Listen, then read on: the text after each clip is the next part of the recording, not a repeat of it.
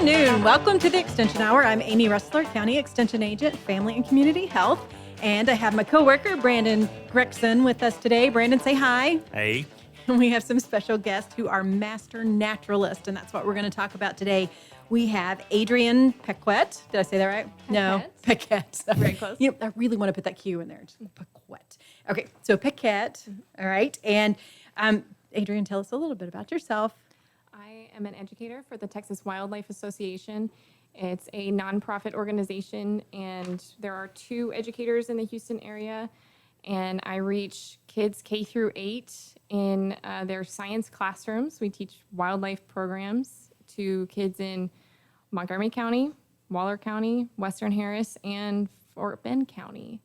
It's a big area. It is. So we reach a lot of kids and every year, and adults as well. We teach teachers during the summer, and we talk with them about how to integrate conservation of wildlife and natural resources and habitat management into their classrooms, whether it's a science classroom or a language arts classroom or social studies classroom. Helps them to connect with kids where they're at and help them to understand their native habitat a little bit better. Great. So glad you could be here today. We also have Scooter Langley with us. Scooter, Hey. say hey, introduce yourself. All right. My name's Scooter Langley. I teach for Lee College. I teach horticulture for them. Our main campus is in Baytown, but we have a center in Huntsville. And at that center, we teach different programs in the TDCJ, Texas Department of Criminal Justice, prison programs. And I teach at the Ellis unit in Huntsville. And it's just a typical college programs. We teach them all about horticulture. They get their associate's degree with us with horticulture. And it's a different world, but it's great to get in there and teach those guys. Great. Well, I'm so glad you could be here Yeah, today, thank too. you. So we're going to talk a lot about what you're doing with Texas Wildlife. We'll talk about what's happening there with the Lee College program. And then we're also going to talk about the Master Naturalist. But before we do that, let me tell you something that's happening like with our Master Gardeners, because that's a big part of Extension service and what we do. And so since this is the Extension Hour, we like to highlight our people, our programs, and our partnerships. And so we want to talk about some of the things that are happening there. So with our Master Gardeners, they do a Saturday series of classes. So once a month on Saturday, they have classes that are open to the public. Anybody can come to. And they focus on different topics each month. And so this month, on June 8th, so about a little bit more than a week from now, they will be doing all about bees. So the first session, what they do is 2 sessions. So one session is 8 to 10, and the other one is 10:30 to 12:30. And people can come to one or both. So it's like a $5 charge, and that covers refreshments and handouts and that kind of thing, but very nominal fee. To learn lots of great information. And the Master Gardeners are really good about including hands-on activities. So it's not just sitting and listening to what they're talking about, but actually getting your hands in doing some. So this will be interesting if they do hands-on stuff with bees, right? Yeah, might be some limitations there, but good hands-on learning is always good with beekeeping. That's right. So this one is all about beekeeping. It's so the first session is What's All the Buzz? Bringing bees to your garden. That's the one that will be 8 to 10. And then the next session, the second session will be other pollinators besides bees. What other pollinators are there besides bees, Brandon? Butterflies. I mean, and a lot of times when people think about bees, they think about the honeybee or bumblebee, but there's a lot of other pollinators in the bee family, leafcutter bees, boring bees, things like that, Boring bees, like the ones that are ones that bore into wood. Oh, those kind of. There's a lot of different pollinators out there that we try to educate people on. Great.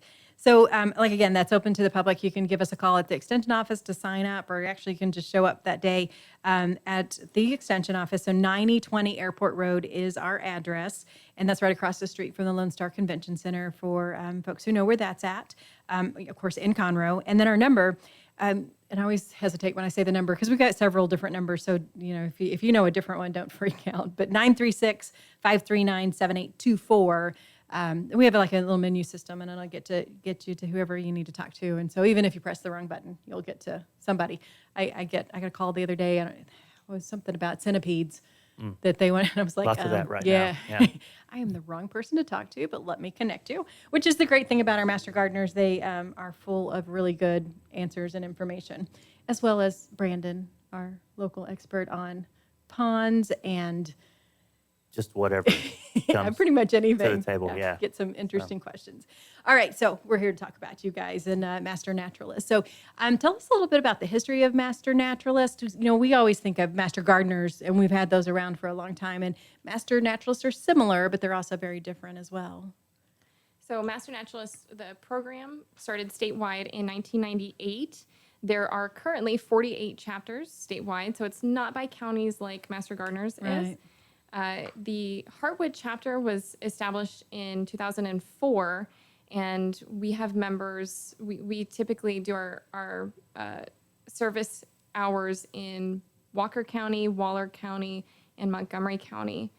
And we have members that don't live just in Walker, Waller, or Montgomery counties, but we have monthly meetings where we get together and we learn. We have advanced training opportunities to learn more about our natural resources. We do learn about bees sometimes, our native bees, but similar to Master Gardeners, we learn about our how to integrate our knowledge into wildlife and having a healthy habitat, whether that's people volunteering by planting native plants or removing invasive species.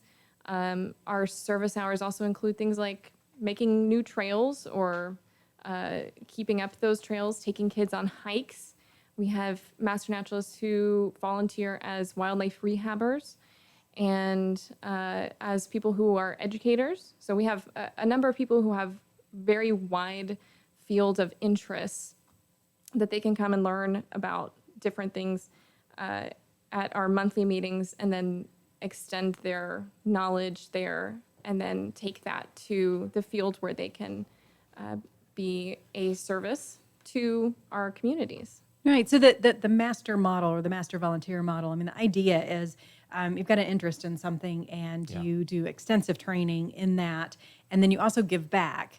So it's not just you keep that knowledge to yourself so that you can have a better life personally, but it's the outreach component is a really important part of the master volunteer program. So whether it's Master Gardener or Master Naturalist, or we even have some master wellness volunteers. So all of the idea that, I mean, that's kind of what makes it a little different than just a regular volunteer, because Extension thrives on volunteers. I mean, volunteerism is a really important part of what we do in Extension, and we could not have the outreach that we have without having volunteers. And so being able to have people who have a very specific interest and a passion, I would say, too, for whatever that area is, to help us extend that knowledge and the information is just awesome. Yeah. Exactly. Yeah, and the thing is like with Master Gardeners, a lot of those guys feel like they have a good green thumb. Mm-hmm. And with the Texas Master Naturalists, if you got a black thumb, we want you. I mean, it's just one of those programs where you can take care of fish, birds, any kind of wildlife. You don't have to deal just strictly in plants, which is really cool. It opens the door up for a lot of different people.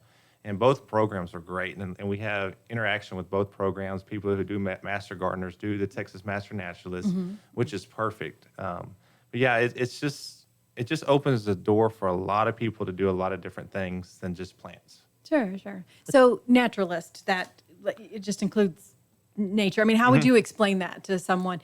So I have a friend who every time I say Master Gardeners, he has this idea of people who like monks who walk around. I don't know why. Singing through their plants. Yes. Yeah. So, Master Naturalist, I'm sure that there's visions that come to people's minds when you think of a naturalist. But how would you explain that to someone? I don't know. It just seems like, every volunteer that I've met, they have a love for something. And it could be for the bees, like we're talking about. They know everything about bees, and you're sitting over there like, I want to know a little bit more about it. So we got somebody. But then the person next to them could be a worm lover. I mean, they love everything about worms. Or the next person loves rocks. I mean, it could be, it just opens the door for someone to learn about one subject and then share that topic with other people in your group. And that's what's cool about it. Because when you start talking about plants, I love Master Gardeners, but, growing plants is pretty similar. I mean, growing a rose or a shrub, it's pretty similar the way they propagate, they seed. Sure. But with the other naturalist stuff, you're getting a little bit of everything now. Yeah. How would you explain it? I mean, let me tell you some numbers here. So Sure. Hartwood in 2018 had 90 volunteers providing 10,000 hours of service in the form of natural resource management, education, and research. We work with partner organizations like local parks and forests, conservation groups and schools to help not only, like Scooter said, to learn about these things, but to share that individual's passion. And there are plenty of people who have multiple passions and they want to share that with kids, or they want to take people on hikes and show them the plants that they know. So it's, like Scooter said, it's just a variety of people getting to learn about a variety of things and how it all fits together. Great. Brandon, do you want to add anything to that? Now, one thing that's going through my mind, though, is a lot of the questions that we get, whether it's master gardeners or naturalists, is, how do I become one? I mean, a good thing to note is that these guys complete a number of certification hours that they actually go through prior to being called a master naturalist. There's a given number that the state has. Was it 40 hours of classroom and experiential learning that you complete? I think it's 8 hours of Advanced training, which is like research and learning from experts about a certain topic. Right. And then the volunteer volunteer hours would be 40 hours completed every year in order to maintain your master naturalist status. But of course, we have people who are completely busy and they just enjoy coming to the classes, regardless of whether or not they get a pin that year or they earn a pin for having their 40 hours of volunteer service. But they enjoy the opportunity to learn more about different volunteer opportunities and learn more about the nature and habitat where we're at right here in Texas and in North Houston, specific to our area. Okay. So we're going to have to take a little bit of a break, but when we come back, I want to talk about some of the specific projects that you guys have been doing. Especially, it's pretty interesting what you guys are doing there in the TDJC. But you're listening to the Extension Hour. We're here every Friday, 1 to 2. We talk about our people, our programs, and our partnerships, and we'll be right back after this.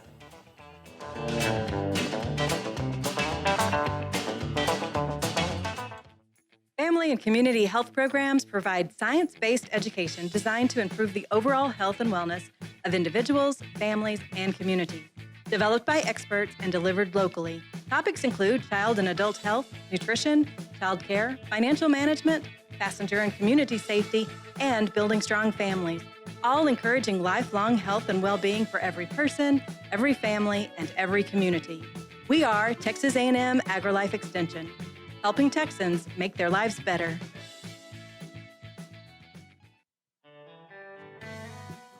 Our talk shows and music shows are looking for sponsors. Want to expand your brand awareness? Reach the hyper-local audience in Montgomery County? The Lone Star Community Radio sponsorships accomplish this. Want to see our stats and rates? Check out irlonestar.com/sponsor for more information. Or call in and leave us a message at 936-647-3776 with your question. Get seen on TV or YouTube and heard on our podcast, FM, and internet radio. Sponsor your local radio station with Lone Star Community Radio.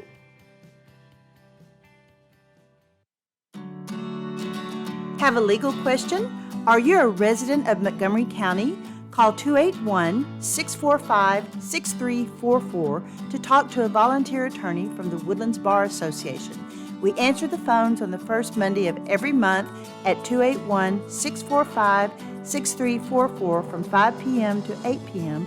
to provide general legal information and information about legal resources to Montgomery County residents. Hey, Montgomery County and online listeners. Thank you so very much for checking out Jazzy Vibes with Soul. What? You haven't done so yet? Well, you've got to tune in. Hi, I am the host of Jazzy Vibes with Soul, Miss CeCe Holmes, and I invite you to check us out every Friday and Saturday from 7 until 9 p.m., where you will get the best in old school R&B and, of course, a little smooth jazz to make it jazzy. So tune in. That's right, tune in every Friday and Saturday right here on Conroe's 104.5 and 106.1 FM or worldwide at irlonestar.com. Welcome back to the Extension Hour. I'm Amy Ressler, County Extension Agent at Family and Community Health. I've got Brandon Gregson, County Extension Agent for Agriculture and Natural Resources. We have Adrienne Paquette. You are the Lands Outreach Educator with Texas Wildlife Association. And we also have Scooter Langley, who is Lee College horticulture instructor and yeah. also a master naturalist. Yes, ma'am. All of those are a mouthful. So we say in Extension, we like words. We also like acronyms. We use acronyms a lot, and we try to make sure that I say whatever those are. But sometimes I forget. So speaking of acronyms, let me tell you what we're doing in the FCH program. So FCH is Family and Community Health, which is the area that I work in, and so it's all about family health and wellness. And our big project now is Walk Across Texas. It's a physical activity program, and we're actually kind of wrapping that up. Most of our teams have finished. We ended up with about close to 500 people participating. We had about 70 teams, so it's teams of up to 8 people. And the goal was within 8 weeks, they were trying to collectively do enough physical activity to equal about 832 miles, which is roughly the distance across Texas.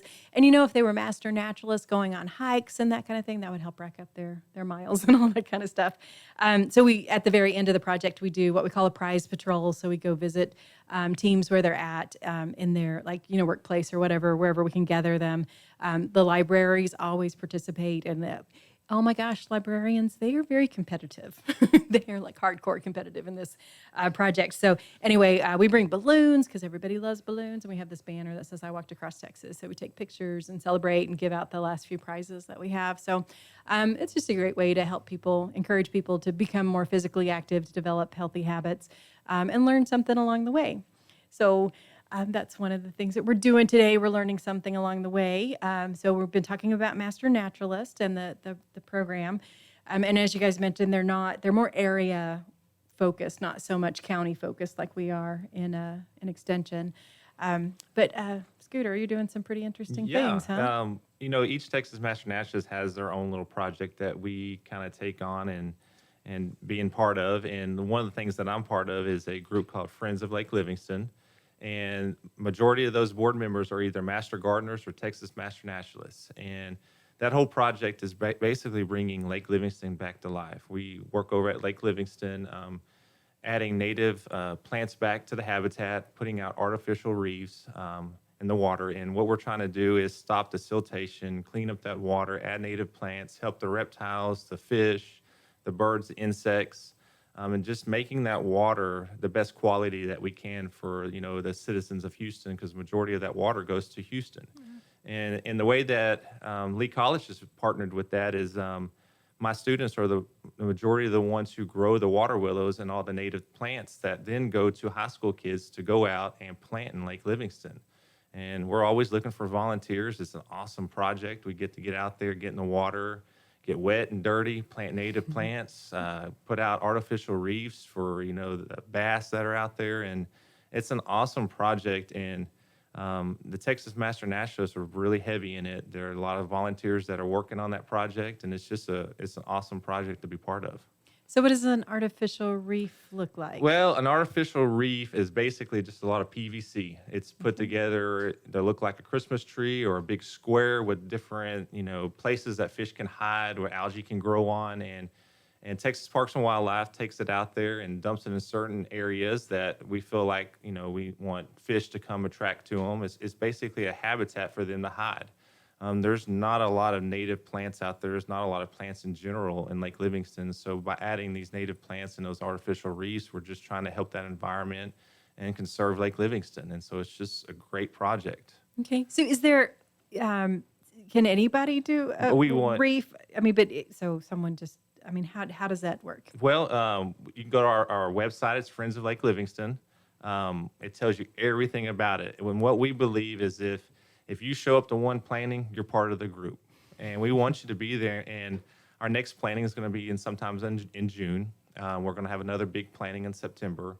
We're looking at trying to plant about 10,000 water willows in September on Lake Livingston. And it takes a lot of volunteers.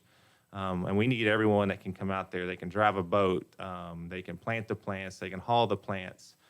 We hook up with a lot of high schools in the area, and they bring their ag departments out there with their kids and with all the great teachers they have, and they plant the water willows for us, and they get the get the kids out there in the water on a school day, because my students can't get out. They're all locked up in prison. They're part of my horticulture program at the LS unit. But they feel like they're still giving back because they're the ones who propagate and grow all these plants. And so that's one way that they feel like they can give back to society, is growing these plants and then turn those plants over to the high schools, and then where the kids can get out and the volunteers can get out and go plant them. And then the ultimate goal for that project too is to give them skills to help them be productive once they get out. Most Yeah. definitely. The skills that they're learning inside the prison, they're learning how to propagate. They're learning how to keep these plants alive. They're learning how to fertilize, put pesticides on them. It's everything you have to do in landscaping, nursery business, is growing plants, keeping them alive, and how to plant them. And so that's what these guys are doing. And they feel like they're giving back because, hey, they're looking at growing this plant. They're giving it to a high school kid who's just now learning, and then giving it back to the society by planting these plants in the lake, which is then helping those people who live in Houston who use that water. So, yeah, it's a cool project. And you said that program too allows people to get their associate's degree. So by the time they are released from prison, they have a degree under their belt. Yeah, and- correct. My students who are at the LS unit, they're going through Lee College. They spend about a year with me. And through that program, they're taking regular college classes. They'll also take their academic classes, which is English, math, science, all the fun stuff we didn't like to do. We like to do the technical side, and they do too. But once they get done, it's about a two-year program to get their associate's degree. And a lot of these guys have never been in school. They've never helped anybody. And so this is all new experiences for them, where they're giving back to society, helping with the plants, getting the degree. And our whole main goal is that these guys can get out, get a job, help their families, give back to society, and not go back to prison. We want these guys to get out of prison with a degree to do something, compared to guys who get out of prison and go back to the same thing that they were doing over and over again. I mean, that's not helping anyone. And, and these guys who are in this program, they want to be in that program. They want to go through school. They want to learn. They want to give back. And so it's a great program that Lee College is doing. Good. So if anybody wanted more information about that, how would they find out? Lee College has a website. It's www.le.edu.com, and they can go on there. They can email me if they want to. My email is jlangley@lee.edu if they want to know more about that. It's a great program, but I also go look at that Friends of Lake Livingston. You'll be really surprised of what great things they're doing over there. Okay. Thanks for sharing. Hey, no problem. And then, Adrian, you're doing some really cool stuff with Girl Scouts. That's right. In the spring and fall, the Girl Scouts in the San Jacinto Area Council put on these hikes in Conroe at Camp Arnold and Camp Misty Meadows. And the Girl Scouts will come out, and they may be just coming out for the day, or they may be camping over the weekend with their troops. And while they're there, they sign up for various activities. And one of the activities is what we call Hikes with Henry, or Hikes with John and Friends. And they're the ones who kind of put on these hikes and gather volunteers. And most of the volunteers who are leading these hikes are master naturalists and are sharing their passion about the wildlife with the girls that are there, as well as the troop leaders. It's surprising to me how many of the troop leaders end that hike and say, wow, I didn't know that this plant was edible, or that this plant was invasive, or that these tracks belong to a hog and not a deer. So it keeps everybody involved, and it's good to start young. And the girls in the Girl Scout program are surprisingly well educated on wildlife issues, even younger kids. And so they fall into this passion with you.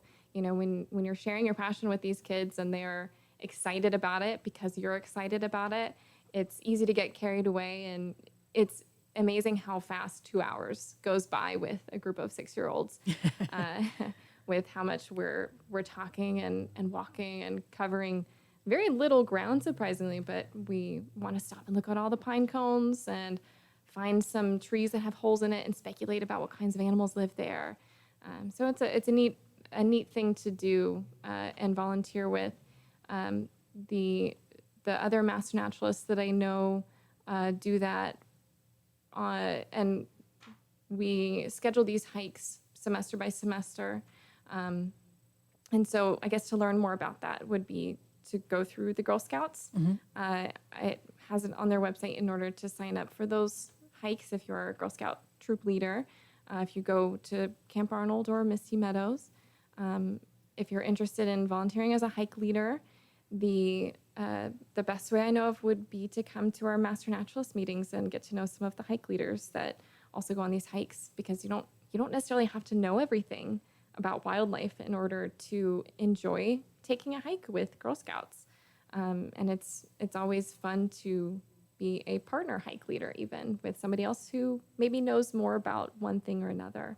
But we're constantly learning, and the kids are constantly teaching me things and showing me things that they think is fascinating that I wouldn't have thought of as being really interesting, like how tiny a leaf is, or how a hole in an oak gall must mean that there must have been a wasp that lived there. So it's a constant adventure. Yeah. And I think the cool thing about volunteering and giving back is, that sense of accomplishment and helping others. I know that there's a lot of jobs out there. I mean, Brandon and I have talked sometimes about how, we really like our jobs and we like being able to help make a difference in somebody's lives. And I know not everybody's job is like that. So sometimes volunteering gives you that opportunity to help others and to make a difference in others' lives directly. Not that, there's something about every job. I'm sure that's why it's a job, because it's needed. But being able to volunteer and help with others is one of those great things. And having someone to say, thank you for teaching me something new. And then, like you said, always learning something new, because there's always something to learn. I mean, what's the most interesting thing that you've learned lately? That's a good question. I think thinking about the bees earlier, we had a Master Naturalist chapter meeting a few months ago where we had a honeybee, apiary, how do you say that? somebody who raises bees. Yeah. A honeybee specifically. And honeybees are not native to North America, but they're still a part of our ecosystem. And they still provide pollination to a lot of our plants, even native plants. So learning more about honeybees and things that you might see in your everyday life, but don't think about until you learn the little details. Or mosquitoes. There was a lady from the Woodlands Township who is responsible for mosquito education. She came out to teach us about mosquitoes in the Houston area. And I did not know that mosquitoes are pollinators and that they eat nectar. But the females are the ones that are getting blood in order to feed their eggs. So there are some good things about mosquitoes, I guess, if you're trying to, really dig for something to like about them. Yeah. But Some redeeming quality. Yeah. How about you, Scooter? Something? Mine's starts out as a sad story, then it's a good one. But with our water willows that we do for our Friends of Lake Livingston project, we're trying to do research, learn about them. And my guys are very protective of these plants. And we noticed that some caterpillars started eating on them. And first thing they did is they got out there and they just started killing them. I'm talking about by the thousands. They were just killing them. And So the guys were squashing the yes, they were squashing them. caterpillars. Yes. Okay. And because they were protecting the plants, they were eating the plants. The plants were their babies. And come to find out, those caterpillars are actually Texas pearl crescent butterflies, and the water willow is a host plant for them. And so we just stopped immediately. We stopped killing them because we go back to the pearl crescent is a great pollinator and it's a beautiful little butterfly. And so it was one of those stories where we're starting to kill them, and then we're like, okay, we need to learn about why are we killing them and what are they. And when we started doing research, and then we stopped that immediately, and it didn't even hurt the plants. They chew on them to get their food, and the plants recover great. But that water willow is a host plant for the Texas pearl crescent, and it's a beautiful little butterfly. And so that was just something new that we learned as a class, and something now we can share that, hey, we've got a host plant for butterflies if you love butterflies. And so And I love analogies, and I could see like really some important life lessons there in was that a lot of analogy right ones, there. because they were going to town killing them. They were just protecting their babies, Right. and then all Don't of a want sudden, to kill the plants, so kill them so all of a first. sudden we Yeah. found out, hey, there is something beautiful from this ugly black caterpillar, and that's what we found out. And now we just leave them alone. They do their thing, and it's great to see the transformation from this ugly, black caterpillar to this beautiful butterfly. So Very cool. Okay, so I want to talk about some more lessons that we've learned and some things that people that are listening today could maybe go back and apply to their lives. So, maybe they don't want to become a master naturalist, but how can we protect our environment a little bit better? How can we be a little bit more naturalist? So we are going to take a little bit of a break, and then we'll come right back. You're listening to the Extension Hour every Friday right here on Lone Star Radio, and we'll be right back.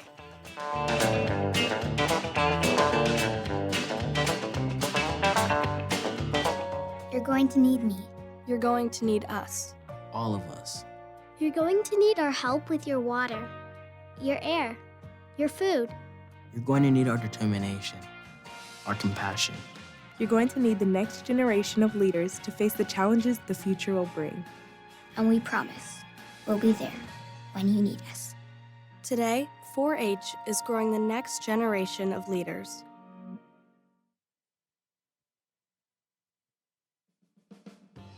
Remember to download the Lone Star Community Radio app from your Google Play Apple Store. Bring Montgomery County's community radio with you anywhere with your smartphone or tablet. If you are in the Conroe area, tune in on FM 104.5, 106.1. If you are on your computer, bookmark irlonestar.com as your internet radio station. Lone Star Community Radio broadcasting 24/7 from the heart of downtown Conroe, Texas. What can the Better Living for Texans program do for you? You can learn how to increase your consumption of fruits and vegetables, choose foods that are relatively inexpensive and good to eat, make your food dollars last longer, prepare quick, nutritious meals, help your children learn how to eat healthier snacks, and much more. Our program is committed to helping people like you improve your health through providing research-based nutrition education in a friendly, cost-free, and relaxed environment. We are Texas A&M AgriLife Extension, helping Texans make their lives better. This is Rick, TRC. Every Tuesday on my show, Afternoons with Lone Star from 3 to 7, I play back-to-back classic rock hits. That's right. I like to call it a 2 for Tuesday or a 3 for whatever it is you'd like. Call the request line 936-647-3776 or message me on Facebook, Afternoons with Lone Star, make a music request. That's right, you can do it. Here's what else. Go over to our website, irlonestar.com. Get the app on your phone. It's easy. You'll like it.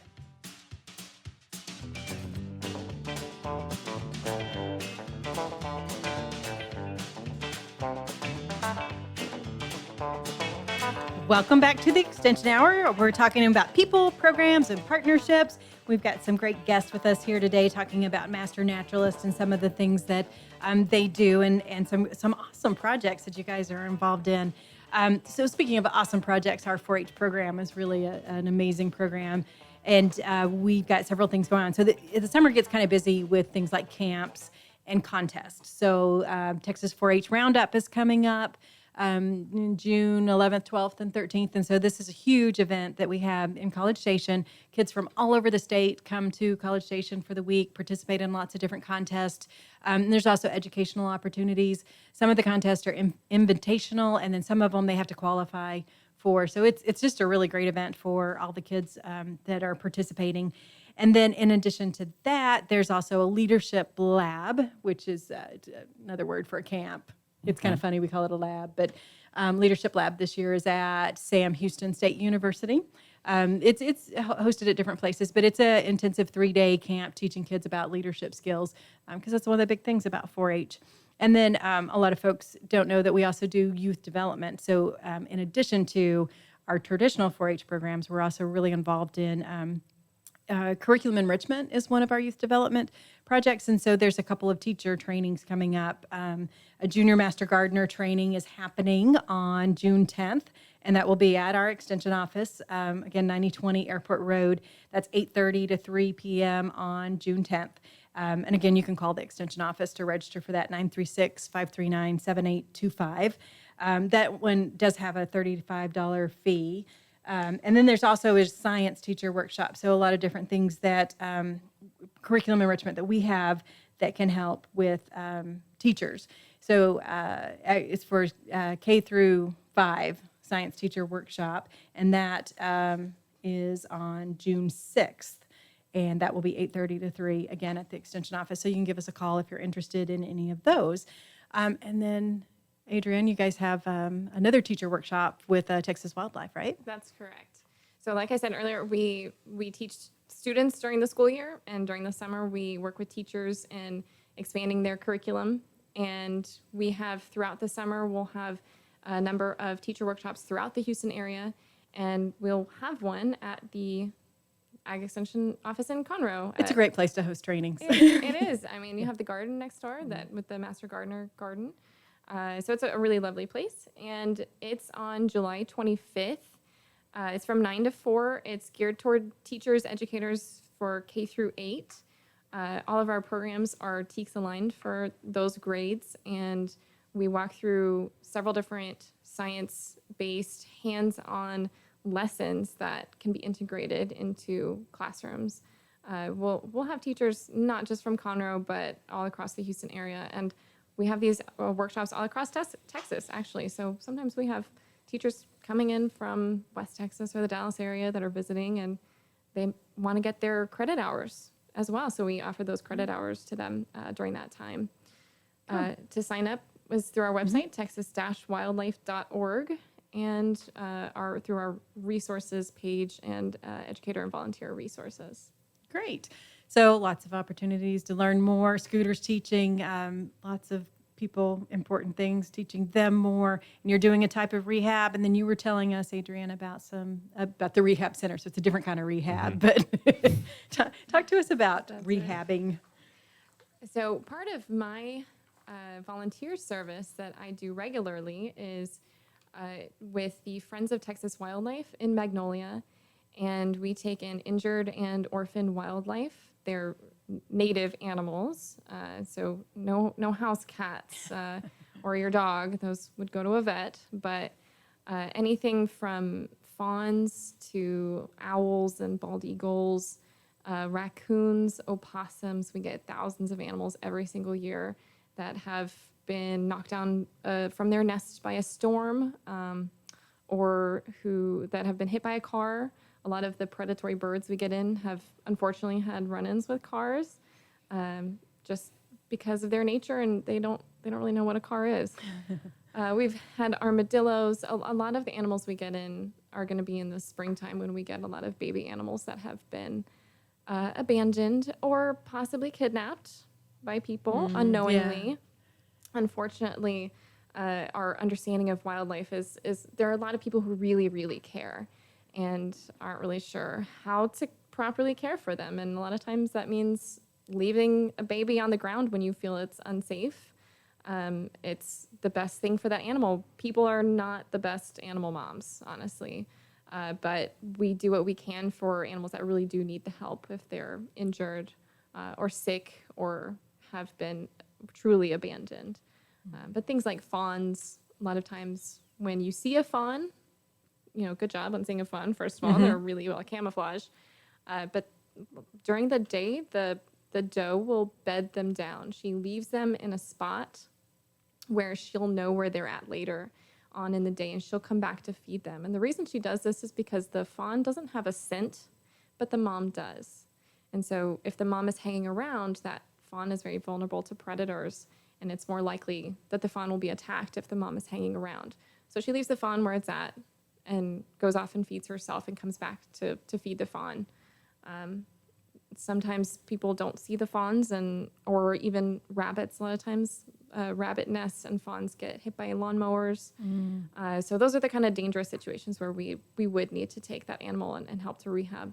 A lot of the animals go to a rehabber's house where they actually take care of them there in their house, and give them medicine, give them the necessary triage that they need in order to be re-released. In order to be a rehabber, you have to be permitted. There's federal and state permits that we have to have in order to do this.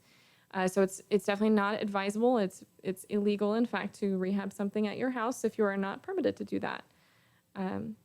Including things like birds. Baby birds are often kidnapped too. They are learning how to fly a lot of times when people find them on the ground, and they kind of need a little tough love, birds do, in order to learn how to fly. But I probably recommend if you find a baby bird on the ground, and you know where the nest is, you can actually put it in a basket or a box and hang it in that tree where the nest is, and the mama bird will come and take care of it there. Okay.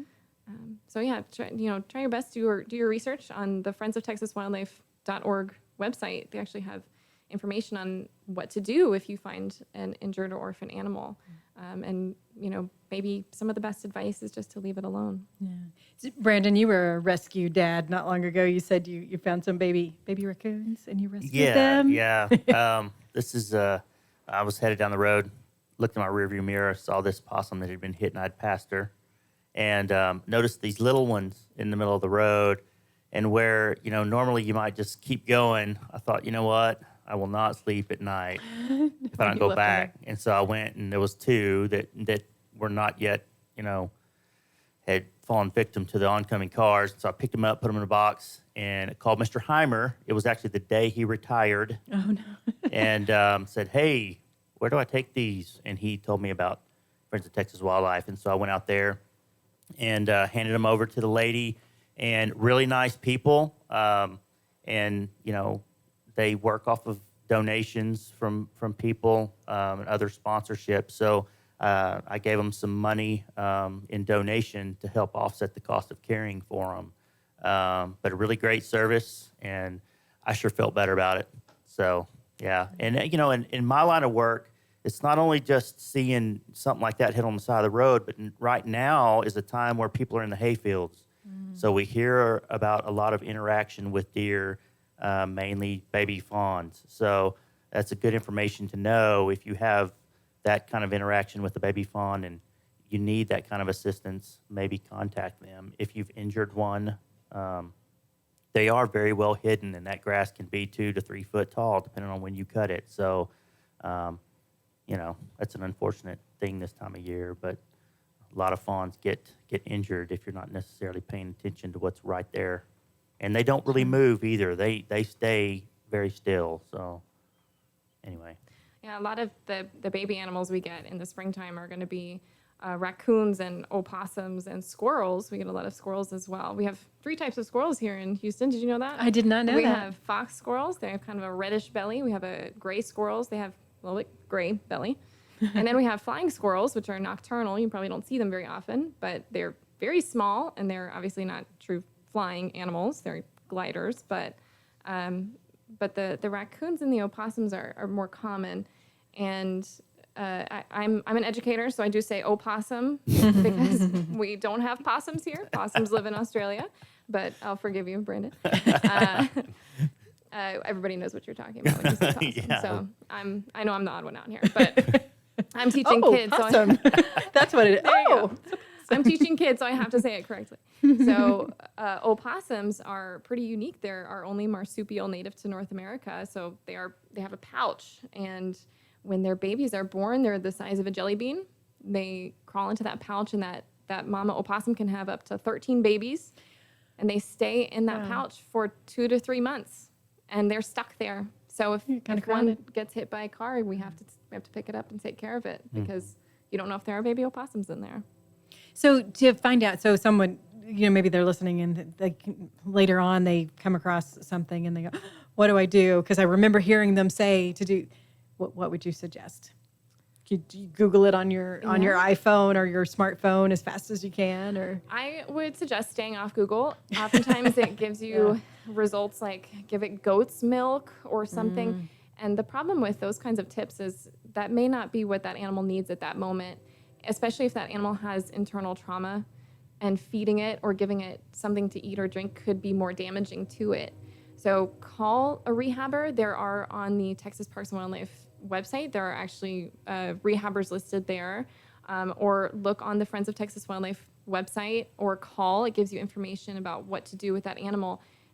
Put it in a safe, quiet place. Think of it as a wild animal. It's not comfortable with people, so scaring it, stressing it out may not be the best thing for them.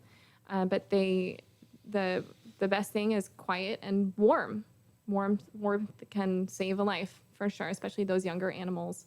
that would And usually so be warmth, withheld. even in the heat of the summer, that's something that, because Yeah. I mean, I guess for me, that would be counterintuitive. I would think, cool it off, because it's so hot out here. Yeah, you would think. That's why I'm calling Brandon or But calling you. I mean, if you think about those birds that are in a nest and the Mhm. mama bird sits on her babies to keep them warm, they have a lower body temperature. They don't have feathers.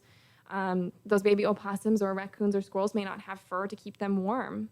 And so being able to keep them warm is really important. And all of these animals are, of course, important for our ecosystem. So even though a lot of times we think of raccoons as being pests, they provide a service for our ecosystems. Opossums eat ticks and are immune to Lyme disease. So those are kinds of things. And they eat cockroaches. They can eat venomous snakes, and they can A lot of people don't realize that. yeah. So they're really, really good animals to have in our neighborhoods, and it's important to learn more about them. And Friends of Texas Wildlife actually has every second Saturday of the month, they have an open house where you can go visit and meet some of the education animals that are non-releasable, and learn more about some of the animals that they take in and how to take care of animals that are in your neighborhood. And where are they located at? They're in Magnolia, off Dobbin Huffsmith. I wish I could give you an exact address, but if you look on Friends of Texas Wildlife or ftwl.org is their website. So you can Google to find reliable sources of information. Don't You Google to find can. out how, but Google to find Texas Wildlife and rehab centers and Yes. find good information. The good information. It's be picky. Okay, I'll tell you what, let's take a break and then we'll look it up and then we can let people know when we come back.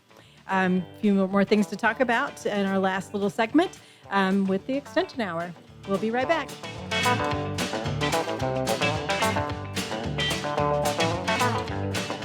Texas A&M AgriLife Extension Service is all about extending knowledge and providing solutions.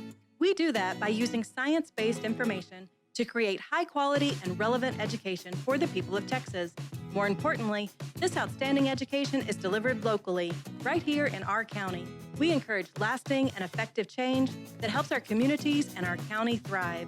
We are Texas A&M AgriLife Extension, helping Texans make their lives better. Don't miss Lone Star Community Radio on TV and YouTube. Our talk show and music shows are featured on Our City TV, Suddenlink Channel 12, and have their own YouTube channel. Make sure to subscribe to keep up with posted shows and comment on them below the video. Did you know that there are over 153 million orphans in the world today? The sad reality is 99% of those kids will likely never be adopted. Core Love is an organization right here in Conroe that takes care of orphan children in Haiti, Honduras, and India. We bring the love of Jesus by providing their 6 basic needs of clean water, proper food, healthcare, education, job skills, and a loving home. Visit corelove.org, that's CORELUV.org. Will you help defend the orphan? The Texas A&M AgriLife Extension Service has been dedicated to educating Texans for over a century. In 1915, the Extension Program was established under the federal Smith-Lever Act to deliver university knowledge and agricultural research findings directly to the people. Ever since, AgriLife Extension programs have addressed the emerging issues of the day, serving diverse populations across the state. Texans turn to Extension for solutions in horticulture, agriculture, 4-H and youth, and family and consumer sciences. Extension agents respond not only with answers, but also with resources and services that result in significant returns on investment to boost the economy. Join us Fridays at 1 o'clock for the AgriLife Extension Hour. Welcome back to the Extension Hour. So every Friday, 1 to 2, we've got lots of things to talk about. We've been talking about Master Naturalists and some of the cool things that you guys have been doing. Quickly, some of the things for the agriculture. There's Achieve Your Vegetative Control Goals, which was actually rescheduled. So that's going to be on June 15th, and that is that at the Extension Office or at the fairs? At the at the forest. And then also there's going to be a community resilience workshop on July 23rd. So we will talk about that more in the future. So we just have a few more minutes left, and I want to kind of do some the ones you know better, right? So Brandon, you were mentioning something about snakes. Well, this time of year, things are out, they're crawling, and we get a lot of calls on identification of snakes. And a lot of times when we see them, if they didn't take a chance to just take a picture of him and send it to it, a lot of times they've chopped its head off already. and eliminated it. And they ask us when a lot of people don't understand the benefits that some snakes can have to them around their home before they've eliminated them. So that's something Adrian can probably speak to, a great deal. It's just take your time to research those things. Because they may be kind of scary, but there are good things There are about venomous having snakes them. and there are non-venomous snakes, and some of these non-venomous snakes are actually eliminating things at your home you don't want. Yeah. Mice, other venomous snakes, things like that. So. Yeah, and I deal with kids all the time, and I hear, what's interesting is I hear usually something that's obviously been repeated from an adult on to be scared of wildlife rather than respect it and understand it in their natural habitat. Because kids are naturally curious in good ways and bad ways, of course, and how they interact with wildlife, but starting them early and reaching them where they're at and getting them to understand the benefits of these things is important early on. Yeah, so being curious, asking questions, wondering Absolutely. why, not just, kind of back to the caterpillar story. You just, first of all, assume that it's ugly and it must be bad and it must be eliminated, but Think that's it's not gotta be- necessarily true. No. Yeah, so it's something around, we've been talking about lakes and that kind of thing that you wish people knew. The biggest thing is just protecting your water. And when I say protect your water, we have aquifers, streams, lakes, ponds that we usually don't think about protecting when we start going out there and applying pesticides, herbicides, fertilizers. We just go to town and we don't even think about where this stuff is running off to. And that's just something that we need to start thinking more and more about is it that important to use that herbicide? Is it something that we want in our drinking water? Sure. And that's just something that we're trying to push with these projects is, think about what you're doing to our water systems. Yeah, and so water systems too, the ponds is one of those things that you get questions about all the time, right, Brandon? Oh, yeah. And as it relates to the natural environment, a lot of people don't realize what's actually a healthy pond and a not healthy pond. Yes, there can be an unhealthy vegetative load, but having one that's crystal clear isn't exactly healthy either. That's kind of like the desert to your fish population, your ecosystem. That involves plankton and a lot of other conversation, but a lot of people call me wanting to achieve the crystal clear pond, and they don't realize maybe that's not the healthiest environment for the fish that I want to keep or whatnot. Go ahead. Something I learned from the Bayou Land Conservancy, a group in the Houston area, is that one of the top pollutants of our waterways here in the Houston area is dog poop. Because a lot of our waterways, or a lot of our neighborhoods rather, are along our waterways, and people don't pick up after their dogs. And it's something that's so easy to do. Something that's very, very easy solution for something that can be taken care of just by individual people. Yeah. Okay, so individual people interested in doing something more, making a difference. How do they get connected with Master Naturalist? Well, one of the best ways is to come to our meetings. We have every first Wednesday of the month is when we have our chapter meetings, and you don't have to be a Master Naturalist to come to our chapter meetings. Our next meeting is this next Wednesday, June 5th, at the AgriLife Extension in Conroe at 6 p.m. And we will be having a discussion about, from Steve Goldberg, from the International Dark Sky Association, about light pollution and how it affects people and animals. All right, and phone number. And a phone number. I don't think we have a phone number. We're kind of all volunteers, and so. Okay. Well, I'll tell you our phone number. You can definitely contact our office, and we'll get you connected. 936-539-7825. 7824, 7822, 23, all of those. Yeah, one of those will get you connected. And also, we are online. We've got a Facebook page. You guys have a Facebook page? Absolutely. Yep. So, Heartwood. you can search for those and connect with us that way. Thank you guys so much for thank you being so here much. today. Lots of great information. We are going to skip next week. You have to take some summer vacation, and then we'll be back after that with lots more good information every Friday, 1 to 2 p.m. right here on the Extension Hour on irlonestar.com. Talk to you soon. Bye.